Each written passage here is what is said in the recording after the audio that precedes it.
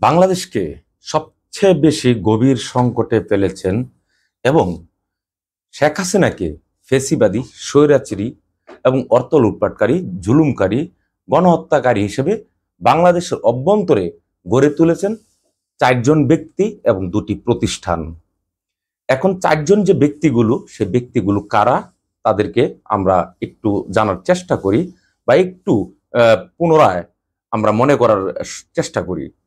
প্রথম, গণতন্ত্রের যে পেরেকটি মারেছেন তিনি এবিএম খায়রুল হক, প্রধান বিচারপতি। এই ভদ্রলোক বিচারালয় থেকে যাওয়ার 16 মাস পরেও তিনি এই বিচারের অর্থাৎ এই রায়টি দেন, যে রায়টি লিখার কোন রকম তার বৈধতা নেই। হ্যাঁ, আমরা জানি যে বিচার থেকে অনেক সময় অবসরে চলে যাওয়ার পরেও সময় লাগার কারণে একটি পূর্ণাঙ্গ রায় 1-1.5 বা সর্বোচ্চ 2 মাস লাগতে পারে, কিন্তু বিচারপতি খায়রুল হক যে রায়টি তিনি 16 মাস পরে প্রকাশ করেছেন, এখানে সরকারের বা অর্থাৎ বিচারালয়ে যারা ছিলেন, এমনকি অ্যাটর্নি জেনারেল তৎকালীন সময় মাহবুব আলম, সকল কিছুর তোয়াক্কা না করে, কারো মতামতকে প্রাধান্য না দিয়ে শুধু শেখ হাসিনাকে খুশি রাখার জন্য তিনি এই কাজটি করেছেন। যে নির্বাচন অন্তত 2 বার হওয়া যেত তত্ত্বাবধায়ক সরকারের অধীনে, তিনি আইন কমিশনের চেয়ারম্যান হওয়ার জন্য এটি করলেন, কিংবা তিনি এটি করে আইন কমিশনের চেয়ারম্যান হলেন, পুরস্কার পেলেন শেখ হাসিনার কাছ থেকে। গেল এক। দ্বিতীয় নাম্বার ব্যক্তিটি হলেন কাজী রকিবউদ্দিন। কাজী রকিবউদ্দিনরা আমরা চিনার কথা, সবচেয়ে একটি বাটপার লোক, অর্থাৎ প্রধান নির্বাচন কমিশনার। 2014 সালে 153টি আসন বিনা ভোটে শেখ হাসিনার লোকদেরকে বিনা প্রতিদ্বন্দ্বিতা বিজয়ী ঘোষণা করলেন। আমাদের মনে থাকবার কথা, 2014 সালে আন্দোলনটা এতই বেগবান হয়েছিল যে ঢাকাকে বাংলাদেশ থেকে একটি বিচ্ছিন্ন দ্বীপে পরিণত করেছিল বিরোধী শিবিরগুলো বা বিরোধী রাজনৈতিক দলগুলো। তো সেখানে এই কাজী রকিবউদ্দিন, নির্লজ্জ, বেহায়া এই ব্যক্তিটি শেখ হাসিনাকে সরকার গঠনের যত প্রক্রিয়া আছে তিনি করলেন। তারপর 3 নাম্বার ব্যক্তিটিকে নুরুল হুদা, বরিশালের মাল, একেবারে খাঁটি। আবার আমার দর্শক যারা আছেন তারা আবার অন্য কিছু মনে করবেন না যে বরিশালের মাল বলে কথাটা বলছি, যদিও আমার মুখ থেকে ভাষাটা আসা সমীচীন নয়, এই জন্য আমি দুঃখ প্রকাশ করে নিচ্ছি। তবে তার প্রতি অনেক যথেষ্ট পরিমাণ আমার বা আমাদের ক্ষোভ থাকার কারণ রয়েছে, কেননা আমরা ভোটাধিকার প্রয়োগ করতে পারিনি। এই ব্যক্তি আগে থেকে একজন বিতর্কিত ব্যক্তি। আপনাদের মনে থাকার কথা, ওই ভদ্রলোক এখানে আরেকজন ছিলেন মাহবুব তালুকদার, আমাদের মনে আছে। মাহবুব তালুকদারের জুনিয়র ছিলেন তিনি যখন চাকরি করেছেন। এই ভদ্রলোক চাকরিচ্যুত হয়েছিলেন, কিন্তু চাকরিচ্যুত ব্যক্তিটি বিএনপির আমলের যে চাকরিচ্যুত ব্যক্তিটি, তিনি স্থান পেলেন কোথায়? নির্বাচন কমিশন, প্রধান নির্বাচন কমিশনার হিসাবে, এবং তার সিনিয়রকে দেওয়া হলো কোথায়? নির্বাচন কমিশনার। আমরা নিশ্চয় ভুলে যাইনি 2018 সালের যে নির্বাচনটি হলো, তিনি দিনের ভোট রাতে করে ফেললেন। কত পাক্কা চুর ভাবা যায় একবার। এইরকম চুর কি বাংলাদেশে খুঁজে আর পাওয়া যাবে? বিশ্বে কোথাও খুঁজে পাওয়া যাবে? বাংলাদেশে হয়তো পাওয়া যেতে পারে, কিন্তু এমন চুর, হ্যাঁ এটা ঠিক, চুর তো রাতেই চুরি করে, দিনের বেলা তো চুরি করেন না। তারপর আমরা আসি আর এক মাল, প্রেজেন্ট মাল, হ্যাঁ, কাজী হাবিবুল আওয়াল। ও মাগো, বিশাল ব্যাপার স্যাপার। এই ভদ্রলোকে আমরা যা দেখছি, তার যে নাটকীয়তার কোনো শেষ নেই।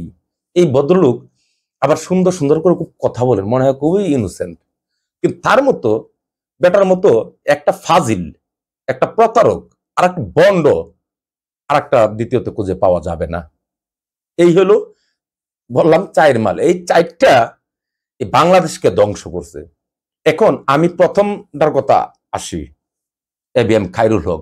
এই এবিএম খায়রুল হক যে কাজ করেছেন, 16 মাস পর রায়টা যে দিয়েছেন, রায় যা লিখিত যে এটা দিলেন বাসায় বসে বসে, ইনি কিন্তু ফৌজদারি অপরাধ করেছেন। এখন আপনি, আমরা যে কেউ চাইলেই তার বিরুদ্ধে ফৌজদারি আইনে আমরা একটা মামলা করতে পারি।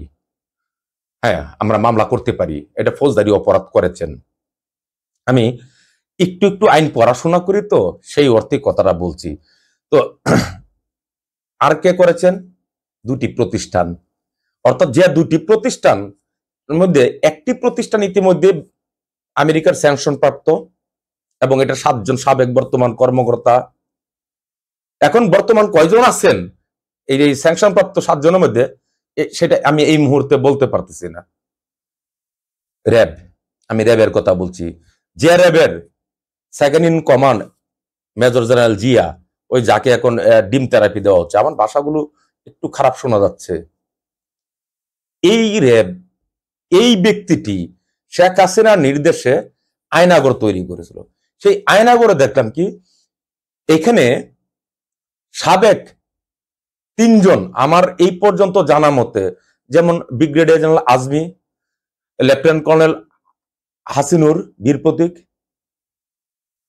আরো একজন আছেন এইরকম, অর্থাৎ সেনা বাহিনীরই যারা নাকি খুব ইমেজ নিয়ে কাজ করেছেন, স্বচ্ছ ভাবমূর্তি লোক, তাদেরকেও নিয়ে আয়নাগরে ঢুকিয়েছেন। এখন উচিত এই জিয়াকে ওই আয়নাগরে রাখা। যেমন আজকে আমরা দেখলাম জনাব কর্নেল অলি আহমেদকে এই কথাটি বললেন যে তাকেও আয়নাগরে রাখা উচিত। আমিও একমত এই ক্ষেত্রে, তাকেও আয়নাগরে রাখা উচিত, তাকেও সেইখানে ওই খাবারটাই দেওয়া উচিত, এবং তাকেও সেই পানিশমেন্ট, ওখানে যে পানিশমেন্টটা দেওয়া হয়, যে ধরনের টর্চার করা হয়, জিয়াকেও সেখানে নেওয়া উচিত। আর এক বাটপার, খুব নাতুস টুতুস চেহারা, গোলগাল, হাজার হাজার কোটি টাকা কামাইছে পুলিশের প্রধান চেয়ারে বসে, সে এখন চলে গেছে। স্যাংশনপ্রাপ্ত মাল নাই বাংলাদেশে। বেনজিরের কথা বলছি আমি, হ্যাঁ বেনজির।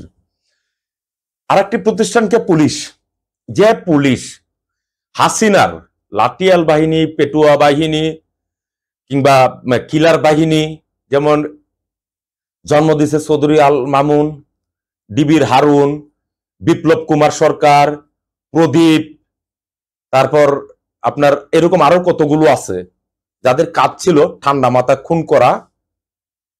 এরা এই শেখ হাসিনার মানে কিলার হিসাবে এরা কাজ করছে। আমরা জানি না এই লোকগুলো তোকে কয়েকদিন আগেও তো আমরা দেখলাম দেশে, এরা তো যায়নি। আমরা এর মতো দেখলাম যে ঠিক তাদের ভাষায় বলতে হয় যে জঙ্গিদের মতো ভিডিও বার্তা গোপনে। এখানে দেখলাম চৌধুরী আব্দুল্লাহ আল মামুনের ভিডিও বার্তাও দিতে দেখেছি। তারা কোথায়? হারুন কোথায়? বিপ্লব কোথায়? ওরা কোথায় আছে? ওদেরকে গ্রেপ্তার করছেন না কেন? গ্রেপ্তার করা হচ্ছে না কেন? উচিত তো ওদেরকে গ্রেপ্তার করা, অতি দ্রুত গ্রেপ্তার করা উচিত। এরাই তো এই দেশের সবচেয়ে বেশি সংকটে ফেলছে হাসিনার কিলার বাহিনী, খুনি বাহিনী এবং জবরদখল। যত যদি ওদের ব্যাপারে দেখি, এরা জমিও দখল, এমন কিছু নাই অপকর্মকাণ্ড এরা করে নাই। এরা প্রত্যেকটাই ফৌজদারি অপরাধ করেছে। এই যেগুলো নামগুলো বললাম, যে কয়েকজন ব্যক্তির কথা, এবিএম খায়রুল, তারপর কাজী রকিবুল বা রাকিব, নুরুল হুদা, তারপর সর্বশেষ কাজী হাবিবুল আউয়াল, বর্তমান যে কমিশনটা আছে আর কি, ইসি নির্বাচন কমিশন। এই বাটপারগুলো কার টাকা খাচ্ছে? আপনার জনগণের কষ্টের ট্যাক্সের টাকা তারা খেয়ে এসি অফিস, এসি গাড়ি, এসি বাড়ি, পিয়ন চাপরাশি, তারপর তাদের অতিরিক্ত কেনাকাটা, আমরা তো সবই জানি। এই লোকগুলোকে সবগুলোকেই আসল আইনের আওতায় এনে এদেরকে উচিত শিক্ষা দেওয়া উচিত। উচিত শিক্ষাটা এই জন্যই যে আর কোনোদিন যাতে কেউ বাংলাদেশের মানুষের সাথে এরকম তামাশা, এরকম মস্করা নির্বাচন নিয়ে বা গণতন্ত্র নিয়ে আর কেউ করার ন্যূনতম সাহস না করে। আমি বলছি ন্যূনতম সাহস না করে। এই অন্তর্বর্তীকালীন প্রফেসর ডক্টর ইউনূসের সরকারের উচিত এদেরকে অতি দ্রুত আইনে আওতা আনা।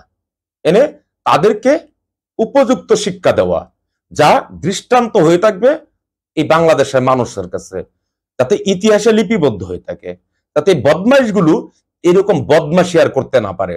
দুঃখিত যারা আমার গালি শুনছেন, মনে করছেন যে আমি ভাই খুব একটা ভদ্র মানুষ না, আমি খুব একটা ভদ্র মানুষ না। কেন ভদ্র মানুষ না? যেহেতু আমি ভাই আমার ভোট দিতে পারি না, আমি আমার গণতন্ত্র কিভাবে করতে হবে, আমি একটা সরকার চেঞ্জ করব, সেই সুযোগটা আমি পাই নাই, তাই না? সুতরাং আমি তো সেটা বলতেই পারি একজন নাগরিক হিসাবে, এর চেয়ে বেশি কিছু তো না। আমি তো আর পুলিশের মতো মানে লাঠি পেটা করার আমার ক্ষমতা নাই। যদি ক্ষমতা থাকতো এই চারটাকে পাকড়াও করে আমি পাঁচা একটা একটা করে বাড়ি, মানে একটা একটা করে কয়েকটা করে বাড়ি দিতাম, একদম পাঁচা লাল বানিয়ে ছেড়ে দিতাম আমি ওদেরকে, এই বদমাইশ গুলোকে। এই বদমাইশ গুলোর লাজ লজ্জা বলতে কিছু নেই।